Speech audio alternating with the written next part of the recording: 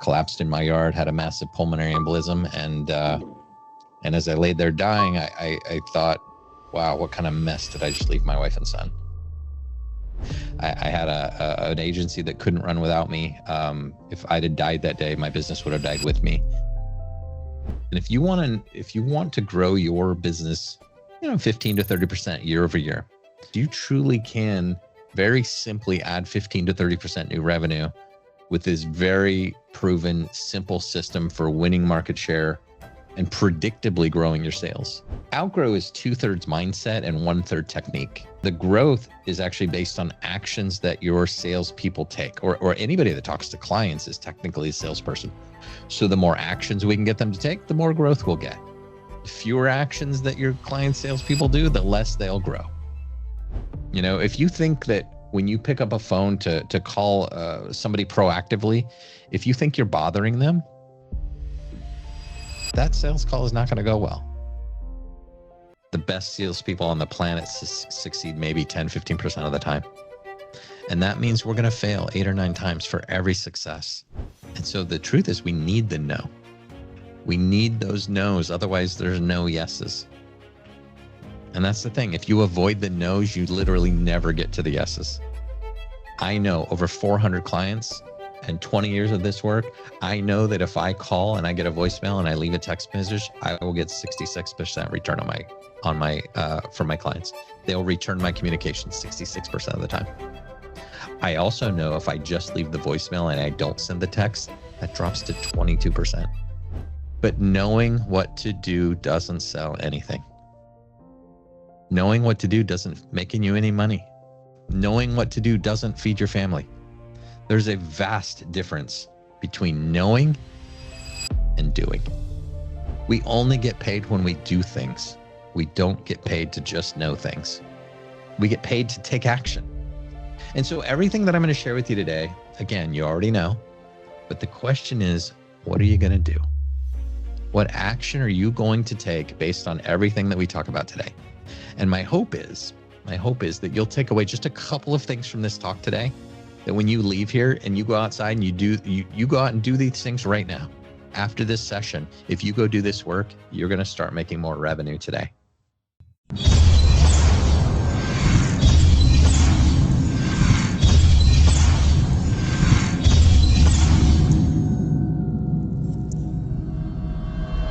Welcome to my Outgrow talk. I'm Lyn Askin. I'm a longtime entrepreneur. Been an entrepreneur my whole life. Grew up in a house without a lot of money. We had a lot of love, but not a lot of money. And so I think that made me entrepreneurial. Had a paper out when I was 8 or 9 years old. Had a mobile disc jockey business in my teens. Started building computers in my early 20s. I built one of the first online auctions in 1996, predated eBay. Built my first e-commerce store in 97, started building websites for other people in 97 or 98, built a pretty decent agency over the next 26 years.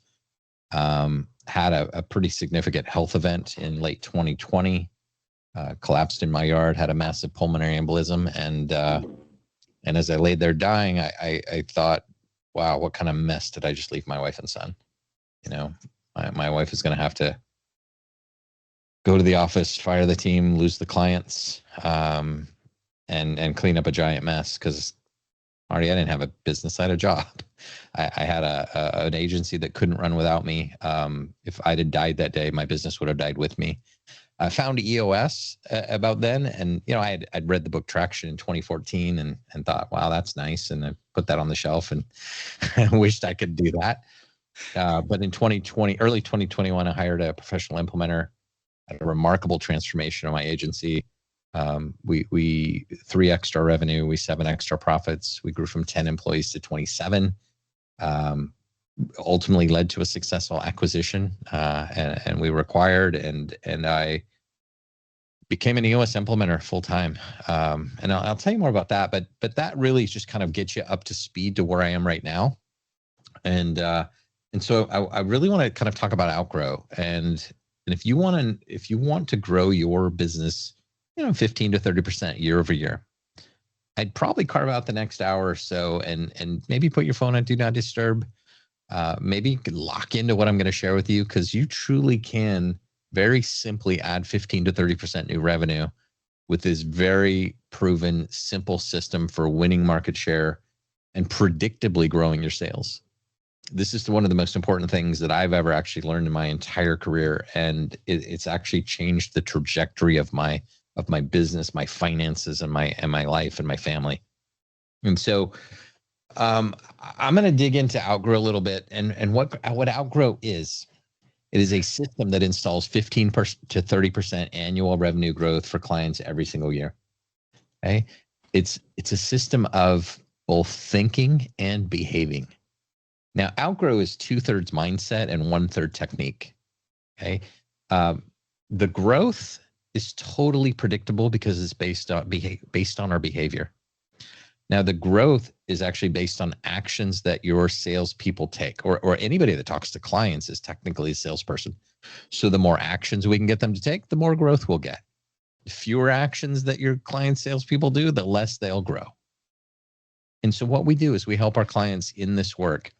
We help them get really strong on their mindset work. Again, 2/3 of what we're talking about here is mindset. If you don't have the right mindset, you will not do this work. Okay. Because we know what to do. We're just not doing it. It's because of mindset like that we're not doing the doing part of sales. You know, if you think that when you pick up a phone to call somebody proactively, if you think you're bothering them, that sales call is not going to go well. Okay. Right. Now that's one mindset. But if you think, you know, when I pick up the phone and I call my customer and I'm just checking on them proactively, that you're helping them and that they're going to benefit from even more value of what you're going to offer them, then you're going to sell accordingly. Either way, you guys, we have to sell, but only one of those two actually gets you money. Our clients need to feel our strength, our confidence, our optimism, our positivity, our energy. They got to feel our mindset, and they've got to feel that we're there to help them with your products and services, that whatever you offer them is going to provide great value to them. And so by buying from you, they're gonna gain what they want in their lives and their business. You actually protect them. You help people, right? You help them because they need more of what you have. Here's the thing. Your clients probably don't know everything that you do. How many of us think that all of our clients know all of our products and services that we offer? They've got it right there in their memory, right? They know 100% of the things that you offer.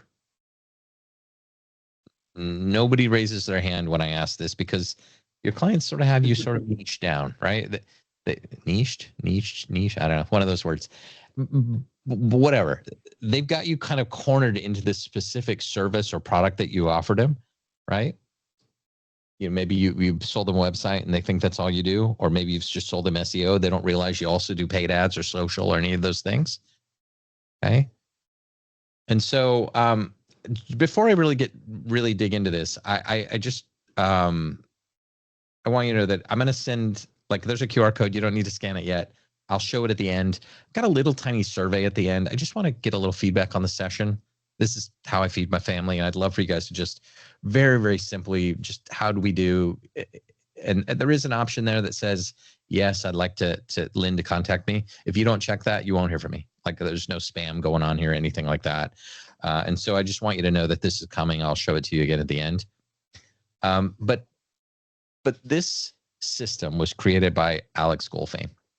Now, Alex is the author of 7 books, several of which are New York Times bestsellers. The book Outgrow came out on April 8th of this year and sold 10,000 copies in the first week. That's how in demand his work is. He instantly went to number 2 on the business bestseller charts behind the book Atomic Habits, which is ironic because this book is actually filled with the habits that will help you get everything you want out of your sales and your revenue. Now, again, who am I? I'm Lyn Askin, certified EOS implementer, certified Outgrow advisor. EOS is the entrepreneurial operating system. And of course, Outgrow is the system that I'm going to share with you today. I told you a little bit about my story, my entrepreneurial life, right? Built computers, launched an online auction, built an e-commerce store in 97, starting building websites for others in 97, 98, ran an agency for 26 years. But I got to tell you, during this journey of owning my agency, I've been out of money multiple times. You know, to my family, I tried to look like the duck floating on the water, you know, calm and stuff there. But underneath the water, I was paddling like a MFer, right? It's hard work, this work that we do. And there were plenty of weeks I didn't know how I was going to make payroll. I used credit cards to juggle. Like the more money there was, the better I was at juggling, right? But when money was low, I had to be this expert juggler. And then I'd have a good year and I'd owe the IRS a bunch of money. And then I'd have a bad year followed by that. And then I couldn't pay them. And I repeated this cycle over and over and over again. Eventually, I hate to say this, but it led to a lien on my home of $187,000 that I owed the IRS. Now you would think that would be a giant wake-up call. But somehow it wasn't. Now, when people see me now, they think my journey just went like this, right? Like I skyrocketed to where I am today. But there were so many times that I just considered giving up. Like, honestly, I just thought, man, I was making more money when I was by myself. I was making more money when I had a job, right? I was just going to go back to a job for the certainty of a paycheck. And I realized it wasn't really the paycheck that I wanted. It was the certainty that I needed. Because this up and down life that I couldn't predict, man, you can't count on that. And you think that would be a giant wake-up call, but that wasn't either. Now, late 2020, I told you I had a massive pulmonary embolism. Obviously, I survived that, put EOS in place in my business, grew and scaled my EOS business and sold it, and I became an implementer. Now, when you become an EOS implementer, they teach you how to sell EOS once you get somebody in the room. So I get you in for a 90-minute meeting and they coach you on how to do that 90-minute meeting. And for every 4 people you give that, for every 4 people you get in a VTH call, you get 2 in a 90-minute meeting, and every one, 50% of those will close, right? But they didn't show you how to get people in the room. They didn't show you how to get those people in that 90-minute meeting. And so I still, even with my early success, I didn't have the certainty I was looking for. Good friend of mine, Mary Tatima, she saw Alex speak in late 2023. And Alex shared in that session that he had earned like $7 million as a solo consultant. Okay, $7 million. And she approached him and she said, "Oh my God, I need this system in my EOS practice. And quite frankly, so do all of my other EOS friends. Would you teach us how to do this?" And Alex said, yes. And so over the next year, about 450 of us EOS implementers, we learned how to grow our practices dramatically using the Outgrow method. Now, he's documented all in this book. It's called Outgrow. Everything that I'm going to share with you today is in this book. Okay. Now in EOS, I help my clients get crystal clear on their vision about where they're going with absolute certainty. And we all want to grow. And we all want to go this way, right? Right. With EOS, we set a very specific target and we say that we want to go this way. And then we have to go about getting every person in the business aligned behind that vision. We got to make sure the entire team is getting traction on that vision and we're executing on it with discipline and accountability. And in that process, every quarter, we come together with our teams and we set revenue and profit and measurables every quarter. And then we compare with what we did to what we said we were going to do in our projections. Now, another thing we do as EOS implementers is we help our clients process issues. Now, you don't know how many times in the last year that I've had to process the issue of a shrinking market and a revenue issue with my clients. What I wanted to be able to do was provide certainty for my clients around revenue, because there were some days that all I could do is stand up at the front of the room with a red marker. Like I'm up at the whiteboard with a red marker and I'm watching them try to figure out how to solve revenue. they're standing in the room trying to figure out who's going to get cut. And so we asked Alex, we said, Alex, could you work with our clients doing Outgrow work? And he said, how big are they? And we said, they're between 1 and 20 million. And he said, no. He said, no, I can't do that work. My clients are much bigger than that. And I don't have the bandwidth to do all of those clients. And so we said, well, could you teach us? Could we teach this to our clients? And he said, yes. So fast forward about a year. There are roughly 75 of us who are certified Outgrow advisors. And we help our clients with this proven system that adds predictable revenue. Okay. It's revenue you can count on. Now, Alex is a personal friend of mine. Outgrow has created absolute certainty in my life. And I want to help you create certainty in yours. And I want you to know that you can do everything. You can do all this work on your own. You can get the book. It's all there. You can do it on your own. It's also great to have a guide and a coach along the way. And that's why I'm here. So I want to show you something. I want to show you a case study. This is an Outgrow client. Every one of these ups and downs is 1 year. Okay. The blue, it's a 3-month rolling average. So each one of these ticks on the bottom is a 3-month rolling average. So you can see the revenue goes up in the summer and down in the winter. This is an HVAC supplier, right? Up in the summer, down in the winter, up in the summer, down in the winter. Summer, winter, summer, winter. And you can see right here, when we got to them and they started doing Outgrow, they had essentially been flat to down for 5 years. And then they started doing Outgrow. Look what the revenue did. And I can show you client after client after client, just like this. Now, another way to look at this, these first 5 years, these are sales that happened to them. These are sales that were just coming in. They were simply just answering the phone and they were taking what was coming in. 90 to 95% of companies operate this way. Most companies don't have a proactive sales function. This is why Outgrow works so well. Most companies have like an order taking function, right? They have a very good customer service function, but there isn't anything in the way of productivity. And that's what we infuse for clients. This last year and a half on the charts is the sales that they created. They created it with their behaviors. Okay. Now, one other way to look at this, think about this chart, is proactive selling versus reactive selling. Now, 95% of the companies in the world sell reactively. Okay. We, Outgrow advisors, we escort our clients into proactivity gently. And then all of a sudden we grow. Okay. Just like this. Clients average over 400 clients over 20 years of this work. They average 15 to 30% growth. Right. Interesting. There's a quote, Ernest Hemingway. They asked him, how did you go bankrupt? And he said, gradually and then suddenly. we do the opposite. We gradually and then suddenly increase your sales. Okay.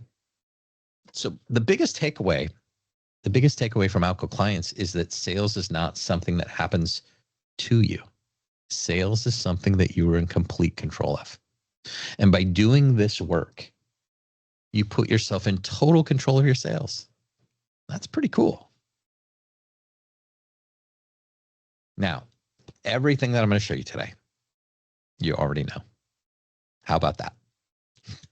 Aren't you glad you signed up for this webinar so I could tell you what you already know? Like, this is great. But knowing what to do doesn't sell anything. Knowing what to do doesn't making you any money. Knowing what to do doesn't feed your family. There's a vast difference between knowing and doing. Okay? We're in business. You're in business. We only get paid when we do things. We don't get paid to just know things. We get paid to take action. And so everything that I'm going to share with you today, again, you already know, but the question is, what are you going to do? What action are you going to take based on everything that we talk about today? And my hope is that you'll take away just a couple of things from this talk today, that when you leave here and you go outside and you go out and do these things right now, after this session, if you go do this work, you're going to start making more revenue today. Okay. Let me share some truths. Again, things you already know. Phone calls are more effective than email. We all know that, right? It's not rocket science. Again, everything I say here is this isn't really creative or new or interesting even, but phone is better than email, and yet we email. Everybody knows that referrals are a great way to get new sales, and yet we don't ask. So again, knowing what to do is very different than actually doing it. And I know that you know that all this stuff I'm going to talk about today, you already know. So there's nothing in Outgrow that's particularly brand new or as people like to say, rocket science. But people say to me all the time, no offense, Lyn, but this isn't very complicated. It's pretty simple. And I say back to them, like, that's a compliment, right? Right. No offense, but this is simple on purpose. It has to be simple or people won't do it. So again, everybody knows that a phone call is better than email, and yet we email. Marty, when's the last time you got a sales call? Somebody called you proactively and wanted to sell you something. I think it was yesterday. Okay. What were they trying to sell you? I kind of cut them off, but they're trying to sell me some kind of electrical system for my house. Yeah, very good. Where were you? About between meetings, I was sitting right here at my desk. Oh, very good. Sitting or standing? Sitting. Sitting. You remember the weather yesterday? Yeah, it was nice and shiny outside. Really hot though. Very cool. Now, tell me about 3 emails you got yesterday. Rhetorical question. Yeah, I'd have to look it up. Yeah. So you remember everything about the phone call. You remember what they were trying to sell you. You remember where you were sitting. You remember the weather. You remember if you're sitting or standing. You know exactly what the phone call was about. And yet we still send email. And you don't remember any of the email. Okay. None. Now, when we send email, I think we're volunteering ourselves directly for the trash bin. Right along with Best Buy and the other spammers or whoever else emails you. No offense to Best Buy or anything like that. But when you send an email, the typical response to an email is what? Nothing, right? And so now you're sitting there and you're wondering, man, are they mad at me? I don't know. Did they go with someone else? I don't know. Did they change their mind? I don't know. Now, if you don't send email, you don't have any of those problems. But when you email, again, you put your value right there in the trash bin with the rest of the spammers. And again, everybody knows that referrals is a great way to grow sales, and yet we don't ask. So back to my simple truths. Number 3 is you can't communicate less and sell more. We have to communicate more to sell more. And if we know these things, why don't we do them? We know that phone calls are better than email, and yet we email. Why? Why don't we pick up the phone and call? Uncomfortable. A lot of people aren't okay with being turned down to their face. Yeah. It's fear. Before I go to that, let me tell you a story. I've got an old French Acadian style home. It's beautiful. It's got a big staircase in front. It's antique cypress, and the stairs out front were pretty dangerous. It was built in '89, and the rain was beating on one side of it, and it was kind of getting all, the spindles were coming apart, and I don't know. I didn't want anybody falling on those stairs, and so my wife called around. She got a few quotes, which was hard. We finally got people to get back to us, and then we got those 3 quotes, and then we got kind of busy. Just kind of forgot about it. I don't remember. Might have went on a trip, might have did something, just forgot about the quotes, forgot about the job, forgot about the stairs. And then one day, one of the contractors called, and my phone rang, and he said, "Hey, Mr. Lyn, he called me Mr. Lyn. He said, "Hey, Mr. Lyn, are you still wanting to get those stairs replaced?" And I said, "Yes. Thanks for reminding me. Like, when can you start?" And he said, "I can be there Tuesday." I'm like, cool, let's do it. I got 3 quotes. He's the only one that called me back. Guess which one of those quotes was most expensive? The guy that called me back, the guy that followed up. Guess why he got the job? Because he followed up. Yep. Yep. You know what else he did? He said, hey, Lyn, I know you got some other quotes. Send those to me. I just want to make sure I'm not missing anything. And so I did. Is that fair to the other 2 guys? I don't care because they didn't follow up. Right? The most successful people follow up. The least successful people stay silent. Now, we don't follow up because we figure, well, if I don't get a no, I'm still alive, right? Okay, the job's still alive. They haven't rejected me yet. I'm still selling. No, you're not. You're not doing anything. You're just being silent. You're being out of sight, out of mind. The most successful people follow up the most. I follow up every damn day. Okay, people love it when I follow up. Now, was this guy bothering me when he called me? Was he annoying me? Was he stepping on my toes? Was he taking up my time? These are all the reasons we don't follow up, right? Was he doing any of those things? No, it's a real question. What do you think? Depends on the kind of person you are. Yeah. Well, he wasn't. I mean, I thanked him. I'm like, oh my God, thanks for reminding me. Yeah, I want to do it. So was he bothering me? No, of course. He was helping. He was helping me. And he showed me that he was there to help me. That's it. He showed me that he cared. Again, people love it when we follow up. It means we're interested. Now, ironically, if we don't follow up, it's because we don't want to bug them, and we're being careful, and we're being timid, and that kind of thing. And I don't want to be too much, and I worry so much about bothering you that I'm not going to call you. But I didn't perceive it that way. The 2 guys that didn't call me, they were being careful. I perceive that as they don't want my business. They must not care. It's almost tragic that they didn't follow with me because they cared too much. Right? So they perceive it as, I don't want to bug Lyn. I perceive it as they must not give a damn about me. Like, where is that guy? Why didn't that guy call me back? Why didn't he remind me? Okay. So again, guess who got the business? The guy that followed up. One more quick story. So got a lot of yard, got about an acre. My landscape guy called me in April and he said, hey, Lyn, I've got you on my calendar this week to come out and turn on your irrigation system. We shut it off in the winter and we blew it all out. And I got you on my calendar this week to turn it back on. And I said, hey, I hate to tell you, I already turned it on. Like my plants were looking a little weepy and I turned it back on. But how much was it? And he's like, oh, it's $88. I'm like, well, come out anyway. Come out and check it out. Come out and make sure that it's right. And by the way, while you're here, why don't you quote me for the mulch? I think we want to do the mulch again.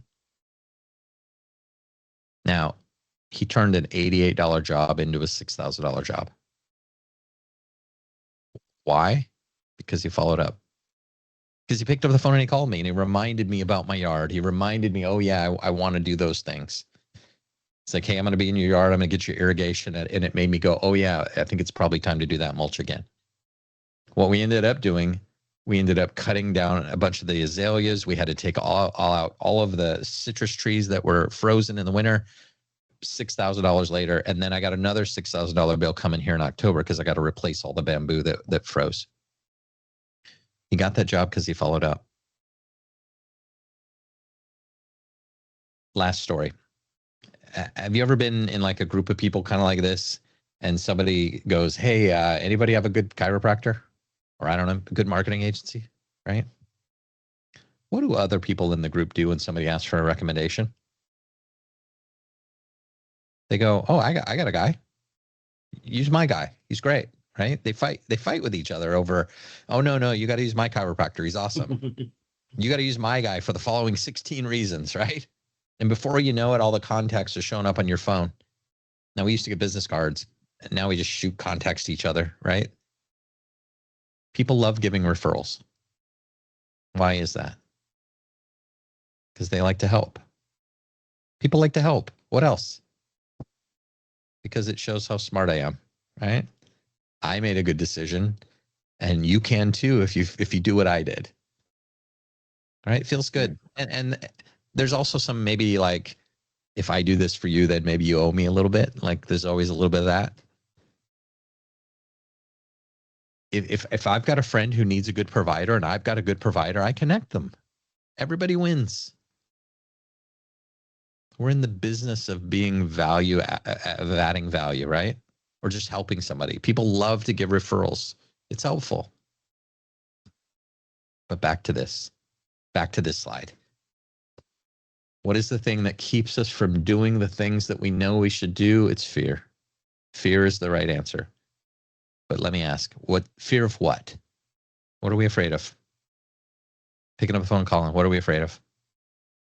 Rejection. Oh, there you go, smart guy. What's the next slide? All right, just kidding.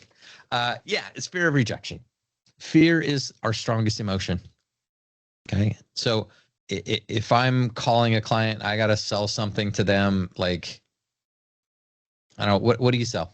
Just really quickly, one of you. What you sell? What? Tomatoes. Legos. My favorite thing to sell, right? Oh. So so if I'm trying to sell you Legos and you tell me no,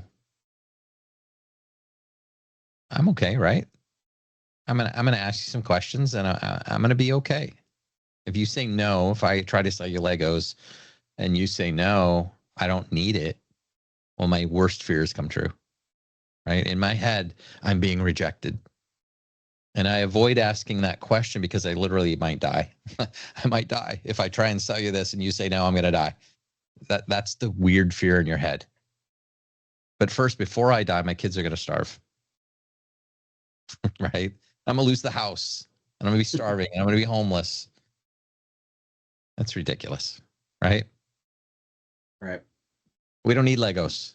And then we die because we're hungry and homeless and it's cold. And, that fear is in our heads, but it's ridiculous if we say it out loud, isn't it? It sounds stupid. But that happens in our bodies automatically. It happens to everyone, including me. The fear is automatic and it's so big that we don't even know it's there. But if you speak it out, you figure out that it's actually ridiculous. It's not reality. It's just made up stuff in our heads. Every one of us here has avoided proactively growing our business because of that fear. I do it. Everybody in here does it. Every one of your customers does it. Every one of their salespeople does it. And we all do it because it's human nature. It's human psychology. It never goes away. Fear of rejection is why we don't do the things that we should do. And if you ever find yourself avoiding something personal or professional, it's almost always because of fear. Okay. I'll give you a personal example. Weight loss. I go up and down. I go in and out of it. I'm never steady. I wish I was. I wish I was steady. Some of you look like you might be steady. I don't. I go up and down. And I work on it, right? I work on it and then I stop. And then I work on it again and then I stop. And like some people do on sales, we'll work on it for a bit and then we'll stop. And the reason, man, it's so hard that once you stop, it's really hard to get back into it. And for me, I mean, I don't know what it is exactly. I haven't figured it out yet, but my fear, I guess, is that I like to eat and drink a lot of tasty things. Maybe even like to drink a little bourbon here or there, but I like to have good food and to lose weight, I know I'd have to get away from that a little bit. And so my fear of giving up things and working out, like I know exactly what I need to do to lose weight. I've done it 50 times in my life. I know exactly what I need to do. I know what works. I've done it over and over and over again, just as you know how to grow sales. You've done that over and over again, but I still avoid it because I don't want to give up the things that I love. Okay. I got a gym I got all the equipment there around the corner. I got a gym in my house. It's all there. But the fear is, man, it's going to hurt if I work out, or if it hasn't worked, if I haven't worked out in a while, it does hurt. I get sore. And so I avoid it. Personal and professional fear is the precursor to procrastination. Fear leads directly into procrastination. Okay. And what's kind of annoying about it is like we avoid it for so long. I avoid it for like 10 months, and then I go out and I work out, even if it takes like 10 minutes. And I'm like, why have I been avoiding this? This is stupid. I could do this, right? And so fear is a really, really strong emotion. And the challenge with that is that sales is a rejection profession. Okay. Now, nobody fails more than salespeople. So let's just say that we're the CEO of our company, and we tell the team, let's go make some calls now. We're going to do 5 calls a day. We're going to do Outgrow. Well, they want to. I mean, they want to do it, but their fear of starvation or their will is way bigger than that. Fear is way bigger than your boss's request to do proactive calls today, and so they don't do it. Your work and my work is to make corporate change. But most corporate change fails because it doesn't address the mindset. The mindset is what keeps this from happening in the first place. That fear. We don't address the fear. All we do is tell them to go make 5 phone calls. That's why most corporate change fizzles. Okay. You've heard of phrases like the flavor of the month boss. You know, we tell them to do something and then it doesn't work, and we don't address the mindset. And so it goes away, and then we try something different. This is why Outgrow is 2/3 psychology. It's 2/3 mindset. We have to help people through their fear. Now, the problem with their fear is that sales, again, is a rejection profession. Nobody fails more than salespeople. Okay. Imagine you're sitting in a room full of your salespeople.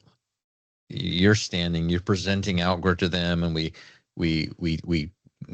inclusively say we all sell and nobody fails more than us. Who fails more than salespeople, right? Baseball players fail 70% of the time, and they go to the Hall of Fame. Right? Yep. They hit 3 out of 10 in the batter's box. They go to the Hall of Fame. We're worse than that. We fail more than that. The best salespeople on the planet succeed maybe 10, 15% of the time. And that means we're going to fail 8 or 9 times for every success. 8 or 9 no's for every yes we get. It's a nightmare. And we got to do this for a living. And we get told no 8 or 9 times out of 10. If we get 8 or 9 times out of 10, we're one of the best. And so the truth is we need the no. We need those no's. Otherwise, there's no yeses. And that's the thing. If you avoid the no's, you literally never get to the yeses.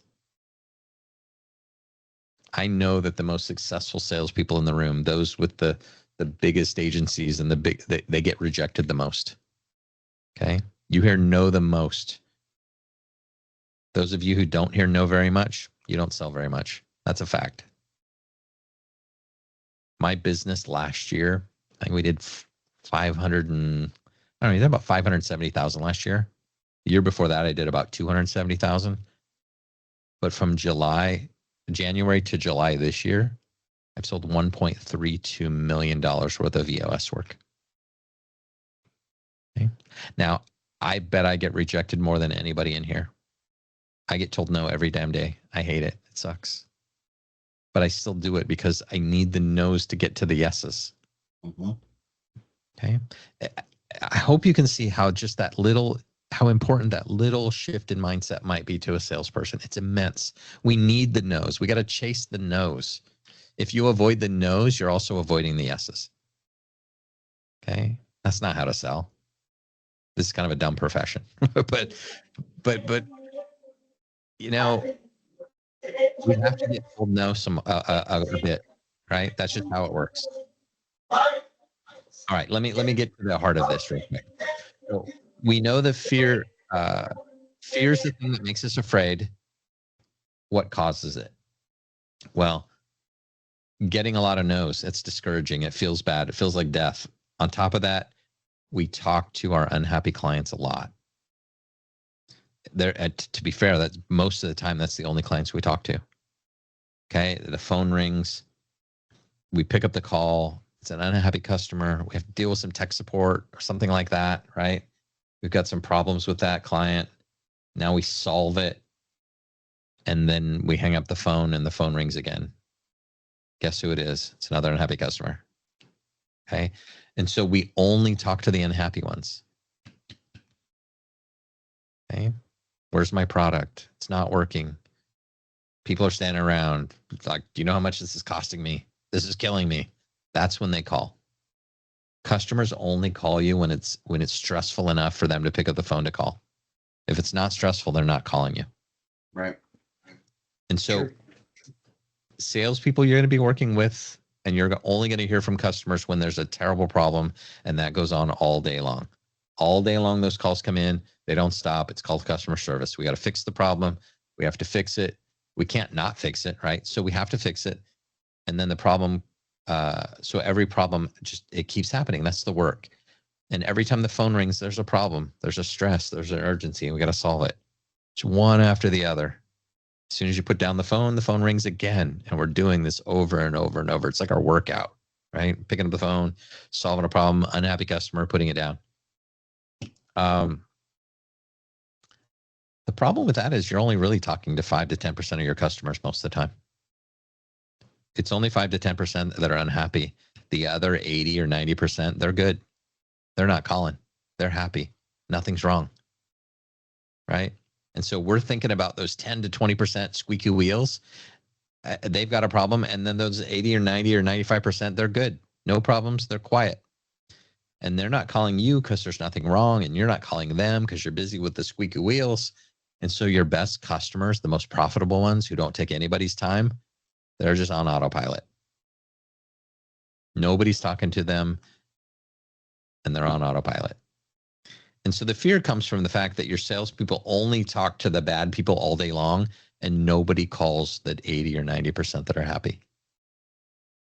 And if we can get your customers, your clients to consistently, if we can get you guys to consistently go to the 80 or 90% of the happy ones, you could double your practice. You can double your business, double your revenue just by systematically calling the people who are already happy.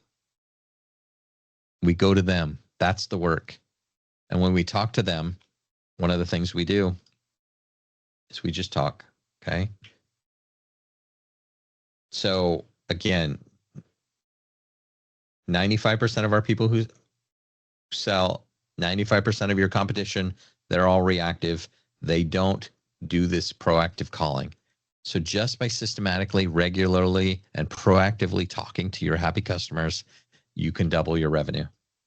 Okay. So let's talk about how do we deal with and eliminate that fear. We call the 80 or 90% of the ones that are happy. We go to them, we do that work, we talk to them. One of the things we do when we do Outgrow is we talk to your happy customer clients. And part of the installation process of Outgrow is we do a launch workshop. We do it about 90 days in. But before that, we're going to interview your team, and we're going to interview 5 of your happy clients on your behalf. And when we do those calls, we get a lot of great feedback from your clients. I'm going to show you a real client, real feedback. I want you to see some of this. They're number one. They're the number one supplier out of all the ones I've ever worked with. Okay. Now this is the same company as the chart I showed you earlier. They're receptive when you call them. I know Tim is a person. I know his wife. He knows mine. They make it personal. You're not just an order. Loyalty, personality, fun. You know what this company does? They sell plumbing and HVAC products. And they're fun. Like I said, I'm in the sexiest. I'm only in the sexiest industries here. But look at the words they use. These people sell pipes and valves and toilets. Working with them makes our customer feel important. They're our best supplier out of 12, no question. Working with them saves me time. It saves me money. Time is money. They make me money. We have a trust factor. Together, we look out for each other. We're dedicated. They're respectful. They're knowledgeable. They're friendly. They're accountable. And they're professional. That's what 80 or 90% of your customers will say about you too. Real customers, real feedback. Okay. We get this by talking to the happy ones. Okay. And so what we try and get our clients to do, and we would try and get you to do, Talk to your happy clients, not your frustrated ones. I mean, you got to solve the tech support stuff, but pick up the phone and talk to the happy ones. Okay. Your clients know how good you are, but you never talk to them and you never hear it from them because you don't ask.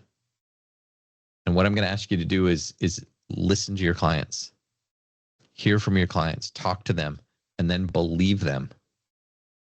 Okay. Believe them and behave accordingly. So let me ask you this. What happens if your salespeople consistently heard this kind of feedback? What happens to them in their thinking? What do they become? If they constantly heard, man, you guys are our best supplier. Man, you guys do good work. Man, we got a lot of clients out of this month. Man, this is really working for us. Man, I can't believe how responsive you guys are. Positivity, confidence, optimism, gratitude, happiness, perseverance, boldness. This is what eliminates the fear. This is what inoculates you against that fear that we have, right? This makes the fear go away. This is a vaccine you actually want. Okay? You want this. You want this. It's a vaccine against fear. Okay? It immunizes you against fear. And when the fear goes away, now we can call people. Now we can get people on our team to systematically communicate with our customers and prospects when we take care of the fear. So let's review. Fear is the thing that stops us from doing what we know we need to do. Everything we talked about in Outgrow, you already know, but you're not doing it because of fear. Your fear rejection. And fear is the thing that's the brick wall between us knowing and doing. And your fear only comes from the fact that you only talk to customers when they're pissed off or they're anxious or they're stressed. So how do we deal with it? Let's call the ones who aren't. Let's go to the ones who are happy. Let's spend some time talking to the people that are happy. They're going to tell us what they're happy about if we ask. And then we marinate in that positivity and that fear goes away. That's Outgrow. We help more people more with repeated, systematic, lightning fast, proactive communication to our customers and prospects. We have to start from the position of knowing that our clients want to be helped. When I was waiting for those guys to call me back on the quote, I had forgotten about them. I didn't even know I needed to be helped. But when he reminded me that I wanted that done, I'm like, oh my God, thank you for calling me. Let's start. Let's do it. Come on out. Okay. Your clients are paying for their dreams to be fulfilled, and their dreams are priceless to them. I would have paid almost anything to get those stairs fixed in my beautiful home, right? Outgrow is the antidote to fear. All right. What I want you to realize is I haven't once talked about tactics yet. All I've talked about is the mindset, because this is 2/3 mindset. But behavior follows mindset. It is impossible for you to outsell your mindset. And the key to selling more is to get in control of your thinking and control your thoughts. Now, I get paid for helping my clients grow revenue, but I believe my clients hire me because of my mindset. Where else can you go for positivity, optimism, joy, happiness, enthusiasm? The news? Nope. Right? People are on their own out there. You have to bring this to your clients. You have to bring them confidence, optimism, positivity, enthusiasm. And we've got to create this systematic behavior that'll make our growth inevitable. We got 20%. You'll get 20% growth if you just show up on your client calls with confidence and optimism and positivity and energy. Show up more. No more tiptoeing, no more fear of rejection. Pick up the phone and call your happy clients. Okay. And we spend our time talking to the happy ones. Again, they'll tell us what they're happy about, and we marinate in that positivity until the fear goes away. And in Outgrow, all we do is we measure effort. Okay, we're going to take swings of the bat. You know, I barely talked about the tactics yet. I'm going to get into that really quickly. I know we're running out of time. We've talked about mindset the whole time here, but Outgrow, we simply measure swings of the bat because we know the batting averages. I know over 400 clients and 20 years of this work, I know that if I call and I get a voicemail and I leave a text message, I will get 66% return on my from my clients. They'll return my communication 66% of the time.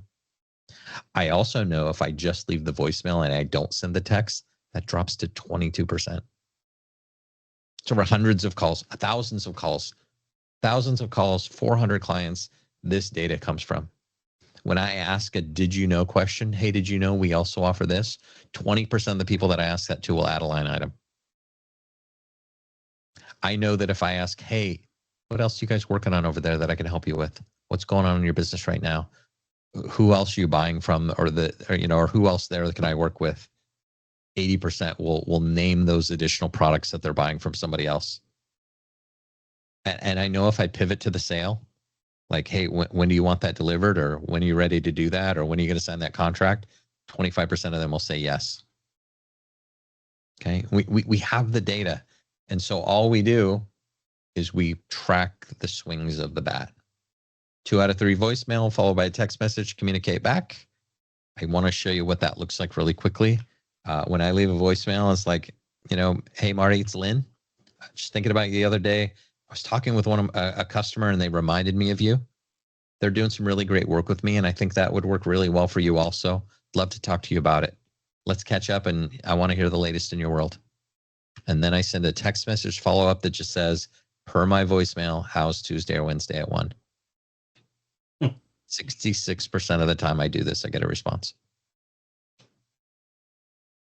Okay. If I don't send the text, it goes to 22%. A whole bunch to almost nothing just from a text message.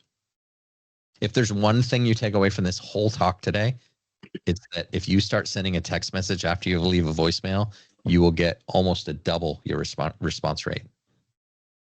Now, there is a chance that they might actually pick up the phone, and that doesn't suck, right?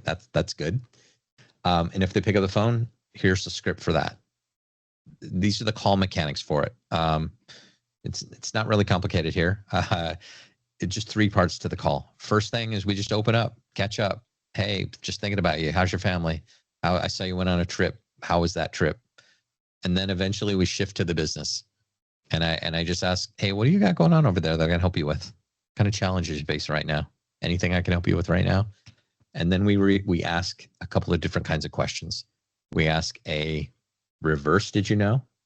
Which is, hey, what are you buying from somebody else that I can help you with? What kind of projects you guys got coming up that we might be able to help you with? We might ask a did you know question, like, hey, did you know we can help you with X or Y? Or did you know that if you increased your ad spend to this, you'd probably get this many more clients a month, whatever. And then reverse, did you know, what else do you need quoted? What other projects you got coming up? And then we pivot to the sale, right? We pivot.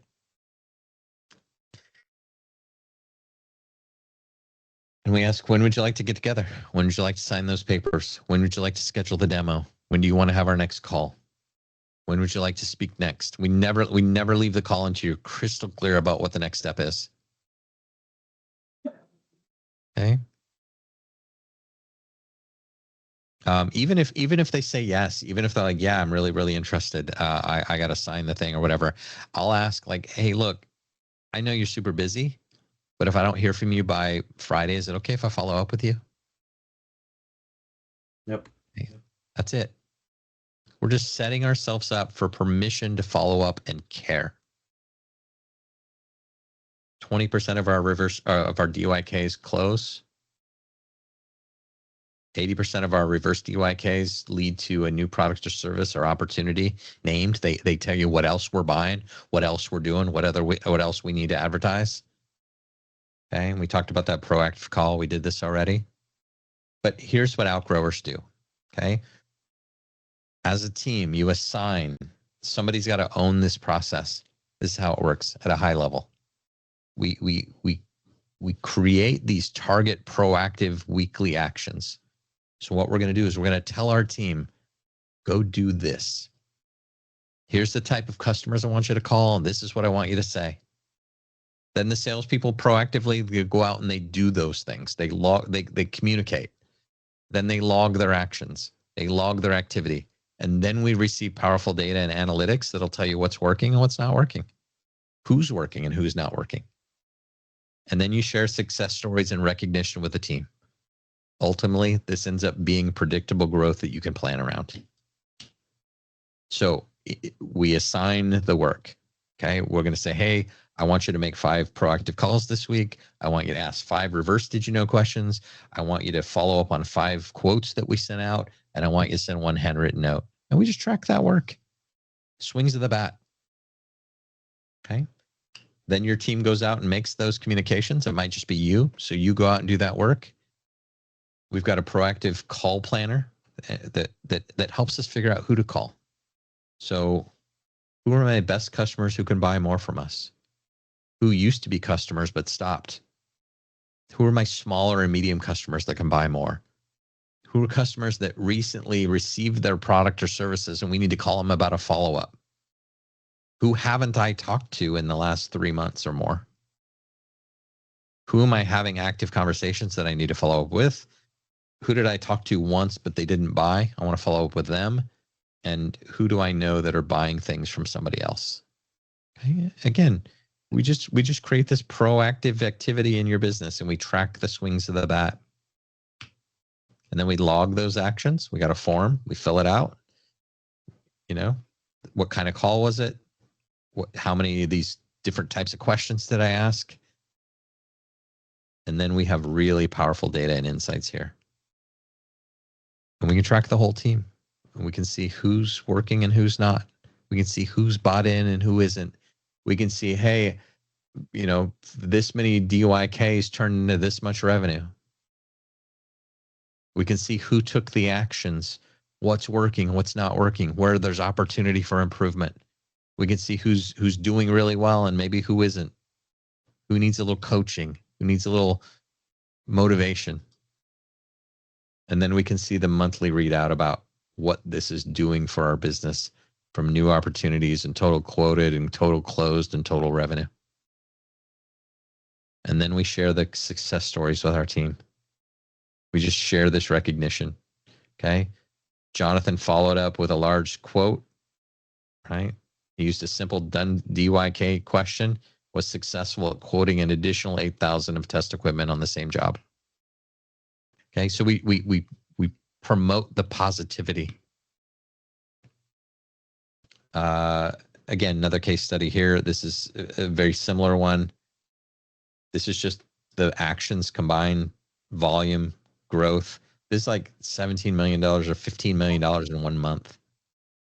We used to hover down here around, 8,000 a month. Now they're at 15.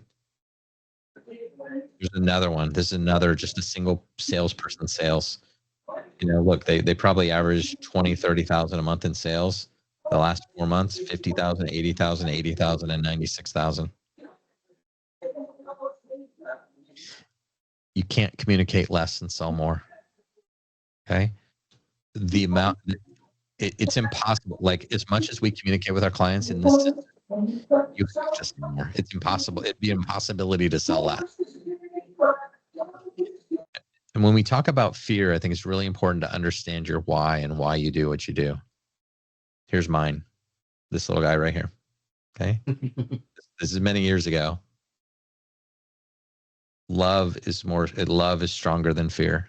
My love for my family is stronger than my fear to pick up the phone and call. Many of life's failures are people who didn't realize how close they were to success when they gave up. Now, meeting Alex was the starting point of the turnaround of me getting certainty in my business for my revenue. Just knowing that I had the heart and the guts to do this hard work and do what needed to be done. I encourage you to do the same thing. Persevere, continue on, pick up the phone, call people, help people. You provide so much value in what you do. Know that. Know it and behave accordingly. Some resources. Outgrow, right? Outgrow is a great book. There's another book called Pick Up the Phone and Sell if you're more of a solo thing. This is more of the practice. Outgrow is really about installing it in a company, but Pick Up the Phone and Sell is a great book. It's like $12 on Amazon right now. It's really about the execution of this work. Selling boldly is really about mindset. And then, of course, you have me as a resource. Reach out to me. Happy to help you. Happy to guide you. Happy to coach you through it. This is really simple. Create a call list. Take that simple scripting that we have here and pick up the phone and I know it says pick up the phone and sell, but pick up the phone and help. Track it and then overlay that activity with results. This is here to remind you that if you scan the QR code and if you feel like you don't have to do it, but if you want to do that and just give me a little feedback about the session, happy to receive that. I know that we can always get better here, but at the end of the day, guys, this is really about figuring out your why. Why do you do this? Overcoming the fear of rejection, and picking up the phone and helping clients, following up, follow up. Any questions? I actually do have a question. With the, you mentioned doing a phone call and then a text message follow up and then an email follow up or something. What were what were your stats on that? So when we make a phone call and get a voicemail and we leave a voicemail and we send a text message follow up, we get a 66% response rate. If we just leave the voicemail, it drops to 22%. Okay. So if you want your clients to respond, and again, the message is, hey, I was thinking about you, working with a client that reminded me of you. We're doing some cool stuff with them that might be useful for you. Love to chat with you about it. The text message follow-up is simply per my voicemail, how's Tuesday or Wednesday at 1 or whatever, don't do any more than that. Don't say, I'd love to catch up or nothing like that in the voicemail. The voicemail is simply per my voicemail. Do you have any time on your calendar Tuesday? Which is perfect. I love that. That's it. Is there anything, here's a better question. Are there any fields or niches that this wouldn't work in? I've been thinking about that a lot today. Obviously, it works well in industries where you have multiple SKUs, where you can sell them additional things. In a lot of marketing agencies, you just have a package that you sell them. But I have a client who is an agency who is doing this work, and they've debundled a little bit. I mean, they have one package, but their did you knows and reverse did you know questions are things like, hey, did you know that we also do social media and we can handle all your content? Hey, did you know we do this? And then they just sell them the package that includes all of that. But they have like hundreds of different did you know, reverse did you know questions that they ask their existing clients. I'm doing Outgrow myself as a solo practice and selling a high ticket item. I don't have multiple SKUs. I got one. I have no upsells. I don't really have any cross sells. I have one high ticket item that I sell, and it's EOS. One technically Outgrow. But any industry. So yeah, this is something that I was trying to figure out is like, how does this work in an agency with limited products and services? Well, we involve everyone. So your account managers, anybody that talks to a client needs to be in on this. They need to say, hey, by the way, did you know we also do this? And what else are you guys working on? And one of the best questions is, who do you guys know that would benefit from working with us? And then shut up and let them answer and let them think. Ask for the referral, especially after they've just complimented you or said thank you or something like that. That's the best time to ask. But what this is it's just systematic. All of us know we're supposed to do this. We don't do it because we don't have a system for it, right? We know these things.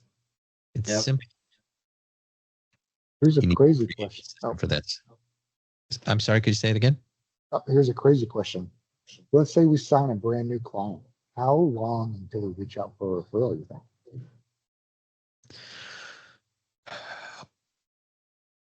Oddly enough, and this is weird, but I closed an Outgrow client today, and he was blown away by the system. And he said, "Lyn, I got to introduce you to one of my other clients."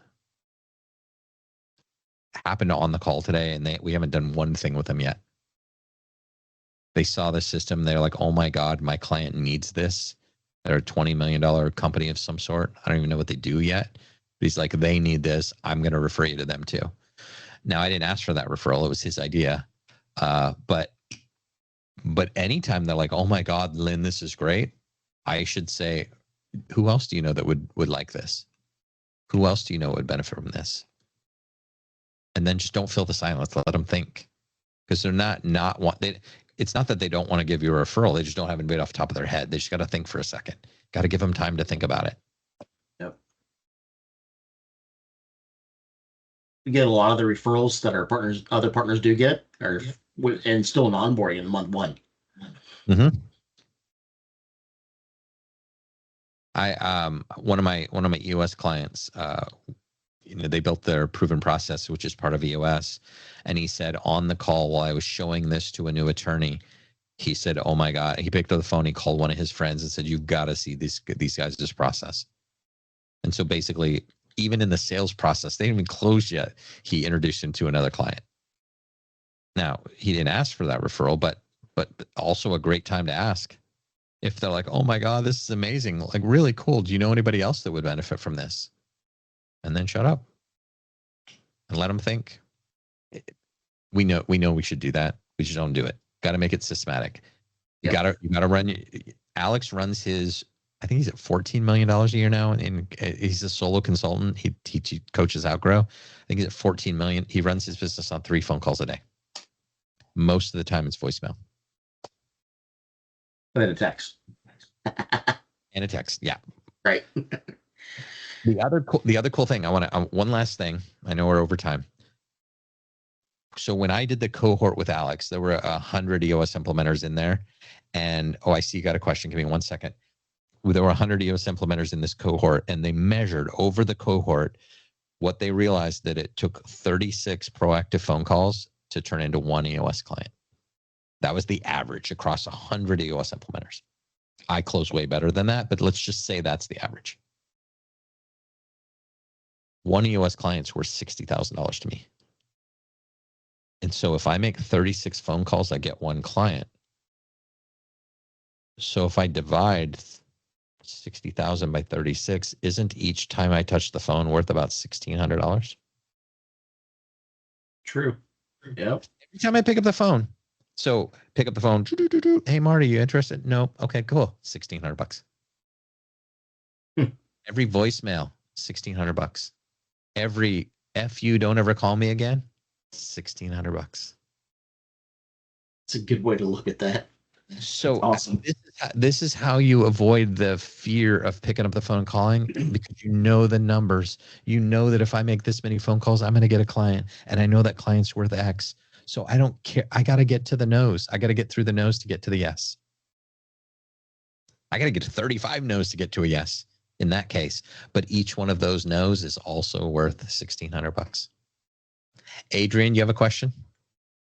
Yeah, pretty quick question. If I what I've heard that from a few other cold callers, that nowadays it's better to actually kind of approach them in social media platforms, kind of like their posts, or make a comment about their posts, and after that you start to make cold calls, telling them, "Hey, I saw your post about certain subject, and I think you are an expert, and we wanna talk about your business." Yeah, to be fair, we don't really cold. I mean, we could cold call, but what we really do here is we call the customers. So one, we map out our customers into buckets, and we like which of these customers can buy more. Okay. Which of these customers can buy more from us, and so we're calling our existing clients. Oh, existing clients. Okay. Yeah, we're calling past prospects. Anybody we've ever talked to who said no. We're calling past clients. And so we don't really get into cold calling until like we're out of options, because you can only cold call somebody once. That's right. Yeah. It's only cold the first time. No, I I'm not a huge fan of cold calling. I would do it if I had to feed my family. Okay. There's an easier way. You can talk to anybody you've ever talked to, all your past prospects, all your past clients, all of your current clients, ask for referrals, get new clients. There's an easier way than cold calling for sure. Okay. So you probably prefer like using like a referral, Yeah, it'd be lower on my list of things that, like, if I ran out of prospects, I would definitely do it. If I had to feed my family, I would 100% cold call. Mm-hmm. But you just started, with your business, so you, like it or not, you gotta start, making like a lot of cold calls. yeah, I don't have to make cold calls. I have a huge network of people that I see at conferences, and I meet at conferences, and I speak a lot. I'm on a lot of podcasts. I don't have to cold call. I just call the people who have expressed interest or that I know, or, and I'll tell you something really quickly. I just want to give you an example. People love it when I call them. And here's an example. I called a potential prospect. Name is Laura. And I called her and I dialed, and she goes, "Hello."